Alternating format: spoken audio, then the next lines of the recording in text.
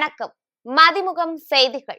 இன்றைய முக்கிய நிகழ்வுகளை பார்ப்பதற்கு முன்பாக தலைப்புச் செய்திகளை பார்க்கலாம். PSLV-C-62 ராக்கெட் தனது இலக்கை அடையவில்லை. இஸ்ரோ தலைவர் நாராயணன் அறிவிப்பு.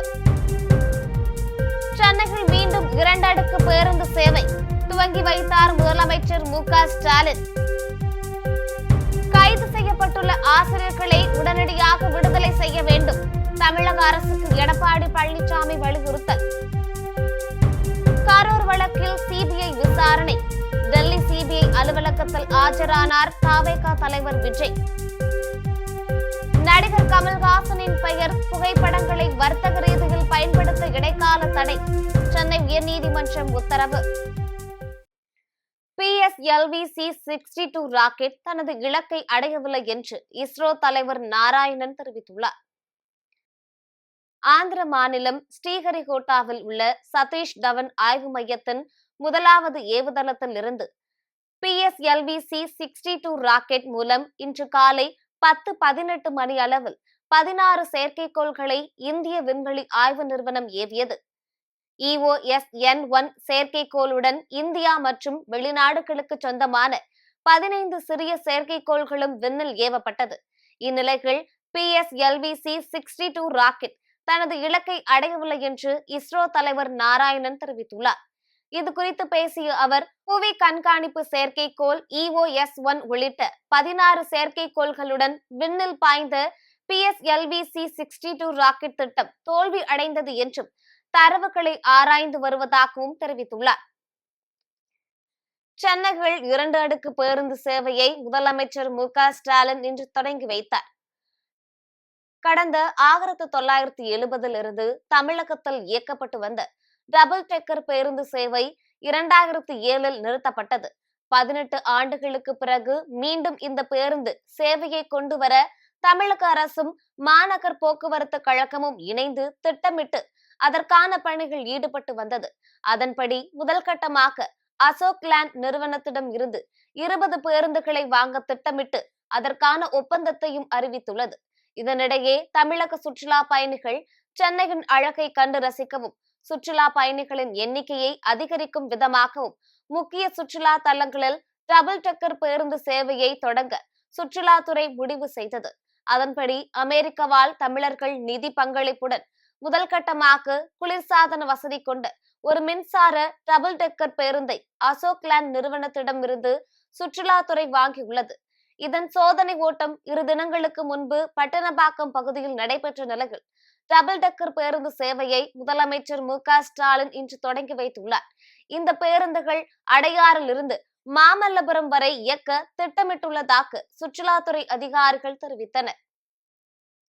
கைது செய்யப்பட்டுள்ள ஆசிரியர்களை உடனடியாக விடுதலை செய்ய வேண்டும் என தமிழக அரசை எடப்பாடி பழனிசாமி வலியுறுத்தியுள்ளார். அதிமுக பொதுச் செயலாளர் எடப்பாடி பழனிசாமி தனது எக்ஸ் தளத்தில் பதிவு ஒன்றை வெளியிட்டுள்ளார். அதில் சம வேளைக்கு சம ஊதியம் வாக்குறுதியை நிறைவேற்ற கோரி தொடர்ந்து 17வது நாளாக இடைநிலை ஆசிரியர்கள் போராடி வரும் நிலையில் இடைநிலை ஆசிரியர்கள் சங்கத்தின் மாநில நிர்வாகிகளான ராபர்ட், தலைவர் ரெக்ஸ் ஆனந்த்குமார், கண்ணன் உள்ளிட்ட 8 பேரை போலீசார் கைது செய்ததற்கு கண்டனம் தெரிவித்துள்ளார்.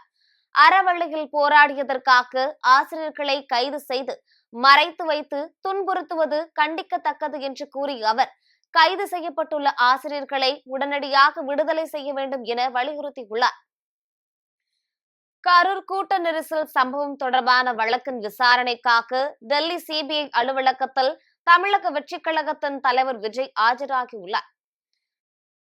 கரூர் வேலுசாமிபுரத்தில் கடந்த செப்டம்பர் 27ஆம் தேதி தவேக தலைவர் விஜயின் பிரச்சார கூட்டத்தில் ஏற்பட்ட நெரிசலில் சிக்கி 41 பேர் பலியாகினர். இந்த வழக்கை சிபிஐ விசாரித்து வரும் நிலையில் கடந்த டிசம்பர் மாதம் டெல்லி சிபிஐ தலைமை அலுவலகத்தில் வைத்து தவேக பொதுச் செயலாளர் என். ஆனந்த், தேர்தல் பிரச்சார மேலாண்மை பொதுச் செயலாளர் ஆதவ் அர்ஜுனா, இணை பொதுச் செயலாளர் CTR நிர்மல்குமார், கரூர் மாவட்ட செயலர் மதியழகன், கரூர் மாவட்ட ஆட்சியர், காவல்துறை அதிகாரிகளிடம் 3 நாட்கள் விசாரணை நடத்தப்பட்டது. இதைத் தொடர்ந்து ஜனவரி 12ஆம் தேதி நேரில் ஆஜராகுமாறு தவேக தலைவர் விஜய்க்கு சிபிஐ தரப்பில் அழைப்பாணை அனுப்பப்பட்டிருந்தது. அதன்படி சென்னையிலிருந்து தனி விமானத்தில் டெல்லி புறப்பட்ட விஜய் காலை 11 மணி அளவில் விசாரணைக்கு ஆஜராகியுள்ளார். அவருடன் ஆதவ் அர்ஜுனா, நிர்மல்குமார் உள்ளிட்டோரும் சென்றுள்ளனர். இந்த விசாரணையின் போது சம்பவத்தன்று கூட்டத்துக்கு தாமதமாக புறப்பட்டது ஏன் உட்பட பல்வேறு கேள்விகள் விஜயிடம் கேட்க சிபிஐ அதிகாரிகள் திட்டமிட்டுள்ளனர். சுமார் 20 மணி நேரம் விசாரணை நடத்தப்படும் என்று தகவல் தெரிவிக்கின்றன. இதனிடையே டெல்லியில் விஜய்க்கு போதிய பாதுகாப்பு வழங்க கோரி டெல்லி போலீசாரிடம் தாவேகா சார்பில் மனு அளிக்கப்பட்டது. நடிகர் கமல்ஹாசனின் பெயர், புகைப்படங்களை வர்த்தக ரீதியில் பயன்படுத்த இடைக்கால தடை விதித்து சென்னை உயர்நீதிமன்றம் உத்தரவிட்டுள்ளது. சென்னையை சேர்ந்த நீயே விடை என்ற பெயருடைய நிறுவனம் தனது புகைப்படம், பெயர், உலகநாயகன் என்ற படத்தையும் தனது பிரபல வசனத்தையும் தனது அனுமதியின்றி பயன்படுத்தி டி-ஷர்ட்டுகளையும் ஷர்ட்டுகளையும் விற்பனை செய்து வருவதாக கூறி நடிகர் கமல்ஹாசன் சென்னை உயர்நீதிமன்றத்தில் உரிமைகள் வழக்கு தாக்கல் செய்திருந்தார். இந்த வழக்கு நீதிபதி செந்தில்குமார் ராமமூர்த்தி முன் விசாரணைக்கு வந்த போது தனி உரிமையை பாதுகாக்கும் வகையில் நீயே விடை நிறுவனம் மட்டுமல்லாமல் வேறு எந்த நிறுவனங்களும் தனது பெயர், புகைப்படம், பட்டங்களையும் வசனங்களை தனது அனுமதியின்றி பயன்படுத்த தடை விதிக்க வேண்டும் என நடிகர் கமல்ஹாசன் தரப்பில் ஆஜரான மூத்த வழக்கறிஞர் சதீஷ் பராசரன் மற்றும் வழக்கறிஞர் விஜயன் சுப்பிரமணியன் ஆகியோர் வாதிட்டனர். இந்த வாதத்தை ஏற்றுக்கொண்ட நீதிபதி அனுமதியின்றி வர்த்தக ரீதியில் கமல்ஹாசனின் பெயர், புகைப்படங்களை பயன்படுத்த இடைக்கால தடை விதித்து உத்தரவிட்டார். மேலும் மனுவுக்கு பதிலளிக்கும்படி நீயே விடை நிறுவனத்திற்கு உத்தரவிட்ட நீதிபதி விசாரணையை பிப்ரவரி மாதத்திற்கு ஒத்திவைத்துள்ளார். அமித்ஷாவிடம் அதிமுகவை அடிமை கட்சியாக எடப்பாடி பழனிசாமி அடமானம் வைத்துள்ளதாக அமைச்சர் சிவசங்கர் விமர்சித்துள்ளார். அரியலூர் மாவட்ட திமுக சார்பில் திராவிட பொங்கல் எனும் மாவட்ட அளவிலான விளையாட்டு போட்டிகளை போக்குவரத்து மற்றும் மின்துறை அமைச்சர் சிவசங்கர் துவங்கி வைத்தார்.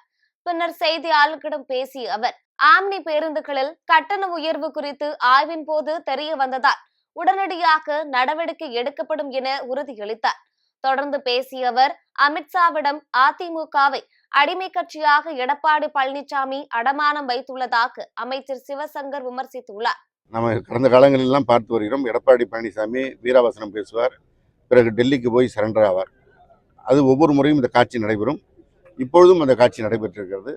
போன வாரத்திலே நாங்கள் தனித்து ஆட்சி அமைப்போம் என்று சொன்னவர் அடுத்த 2 நாட்களிலே டெல்லிக்கு போய் அங்கே சரண்டர் ஆகிறார். எனவே டெல்லிக்கு அடிமை கட்சி என்று மாண்புமிகு தமிழ்நாடு முதலமைச்சர் அவர் எப்பொழுதும் அதிமுகவை குறிப்பிடுவது போல அமித்ஷா அடிமை கட்சி என்கின்ற அளவிற்கு அதிமுகவை எடப்பாடி பழனிசாமி அவர்கள் அடமானம் வைத்து விட்டதுதான் இது வெளிப்படுத்துகிறது. சென்னையில் 22 கேரட் ஆபரண தங்கத்தின் விலை சவரனுக்கு 1760 ரூபாய் உயர்ந்து 1,04,960 ரூபாய்க்கு விற்பனையாகிறது. சர்வதேச பொருளாதார நிலைக்கேற்ப தங்கம் விலை அவ்வப்போது ஏற்ற இறக்கத்தை சந்தித்து வருகிறது. கடந்த சனிக்கிழமை கிராமிற்கு 100 ரூபாய் உயர்ந்து 12,900 ரூபாய்க்கும், சவரனுக்கு 800 ரூபாய் உயர்ந்து 1,03,200 ரூபாய்க்கும் விற்பனை செய்யப்பட்டது. தொடர்ந்து வாரத்தின் முதல் நாளான இன்றும் தங்கம் விலை மீண்டும் அதிரடியாக உயர்ந்துள்ளது. அதன்படி சென்னையில் இன்று 22 கேரட் ஆபரண தங்கத்தின் விலை கிராமிற்கு 220 ரூபாய் உயர்ந்து 13,120 ரூபாய்க்கும், சவரனுக்கு 1,760 ரூபாய் உயர்ந்து 1,04,960 ரூபாய்க்கும் விற்பனை செய்யப்படுகிறது. அதேபோல் வெள்ளி விலையும் ஒரே நாளில் அதிரடியாக கிராமுக்கு 12 ரூபாய் உயர்ந்து 287 ரூபாய்க்கும், கிலோவுக்கு 12,000 ரூபாய் உயர்ந்து 1 கிலோ 2,87,000 ரூபாய்க்கும் விற்பனை செய்யப்படுகிறது. திருவள்ளூர் மாவட்டம் பொன்னேரியில் 3 நாட்கள் நடைபெற்ற அறிவு பூங்கா நிகழ்ச்சியில் 9 வயது பள்ளி மாணவன் ரோபோவை வடிவமைத்து முதல் பரிசை பெற்றார்.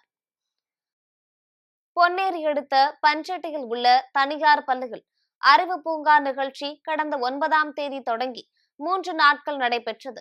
இதில் தமிழகம் முழுவதிலும் இருந்து 400க்கும் மேற்பட்ட மாணவர்கள் பங்கேற்றனர். மாணவர்களிடையே கல்வி திறனை மேம்படுத்தும் வகையில் அவரவர் திறமைக்கு ஏற்ப மாணவர்கள் ஏரோப்ளேன், ட்ரோன், சோலார் சைக்கிள், பாதுகாப்பான தலைக்கவசம், ஏஐ பயன்படுத்தி பார்வை திறனற்றவர்களுக்கான ரோபோட் இயந்திரம் என பல்வேறு தொலைநோக்கு சிந்தனையுடன் மாணவர்கள் திறன்பட வடிவமைத்தது பார்வையாளர்களை வெகுவாக கவர்ந்தது. இந்த நிகழ்ச்சிகள் சிறப்பு அழைப்பாளராக பிரம்மோஸ் ஏவுகணையின் தந்தை டாக்டர் ஏ சிவதானு பிள்ளை, இஸ்ரோவின் முன்னாள் இணை இயக்குனர் துரைராஜ் உள்ளிட்டோர் கலந்து கொண்டனர். தொடர்ந்து நிகழ்ச்சியில் சென்னை தனியார் பள்ளியை சேர்ந்த 9ஆம் வகுப்பு மாணவன் பார்வையற்ற மாற்றுத்திறன் கொண்டவர்களுக்காக ஏஐ தொழில்நுட்பத்தை பயன்படுத்தி ரோபோட் வடிவமைத்து முதல் பரிசை வென்றார். இதற்கான ஊக்கத்தொகையாக 7 லட்சம் ரூபாய்க்கான காசோலையை சிறப்பு விருந்தினர்கள் வழங்கினர்.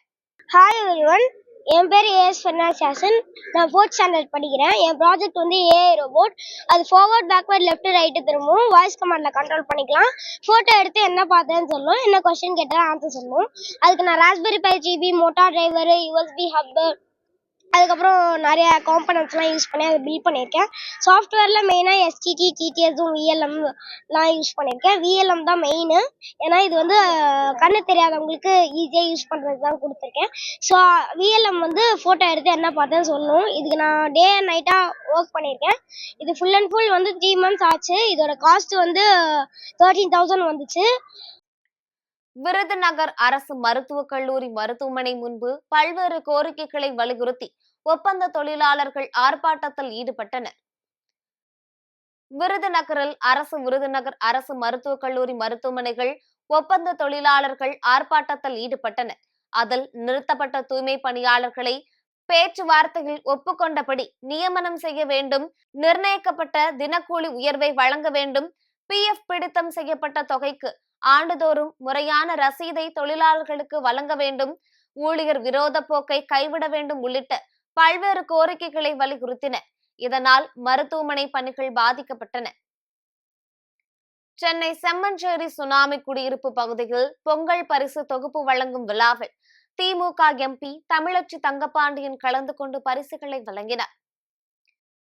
செம்மஞ்சேரி சுனாமி குடியிருப்பு பகுதியில் சோழிங்கநல்லூர் மத்திய பகுதி திமுக மாவட்ட பிரதிநிதி SP ஹரி ஏற்பாட்டில் பொங்கல் விழா வெகு விமர்சையாக நடைபெற்றது.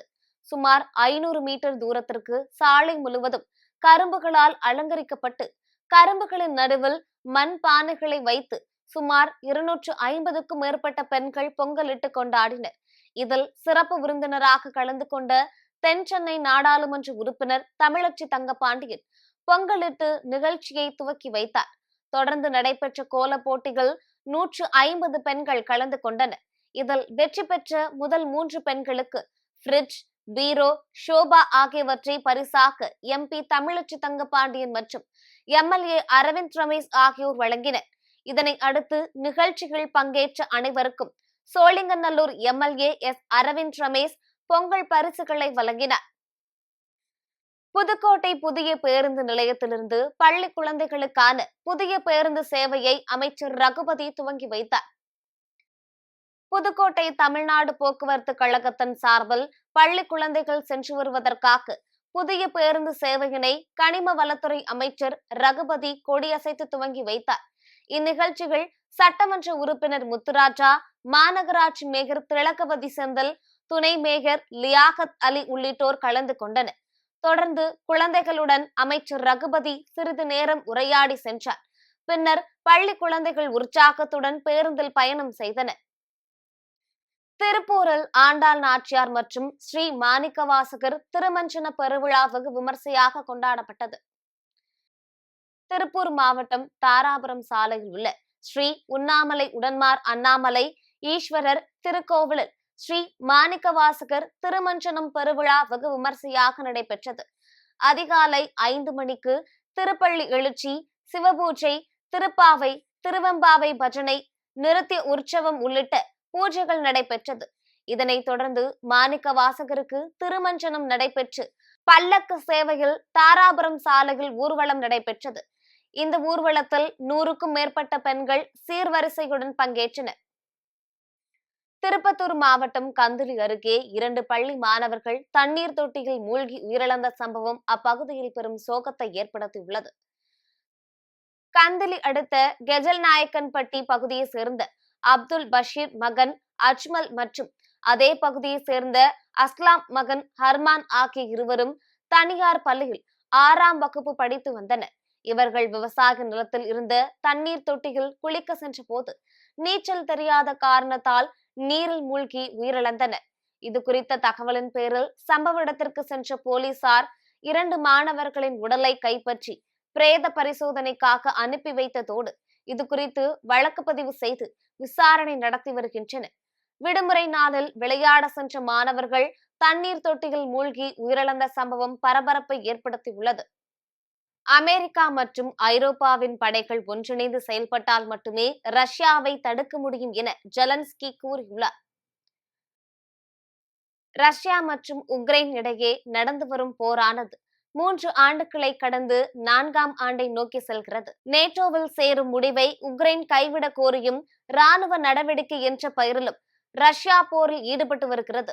உக்ரைனுக்கு ஆதரவாக அமெரிக்கா, ஜெர்மனி உள்ளிட்ட நாடுகள் ஆயுதங்கள் மற்றும் நிதி உதவியை வழங்கி வருகின்றன. இந்த போரால் பெண்கள், குழந்தைகள் மற்றும் வீரர்கள் என இரு தரப்பிலும் ஆயிரக்கணக்கில் பலியாகி உள்ளனர்.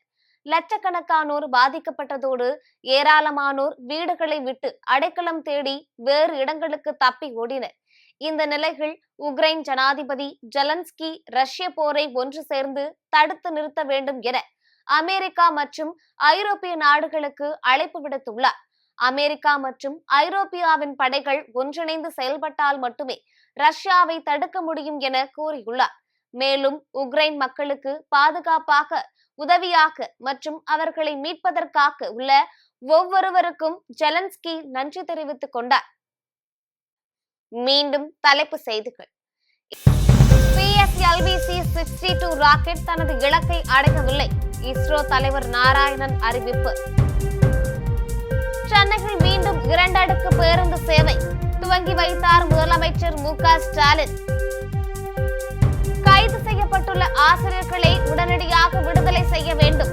தமிழக அரசுக்கு எடப்பாடி பழனிசாமி வலியுறுத்தல்.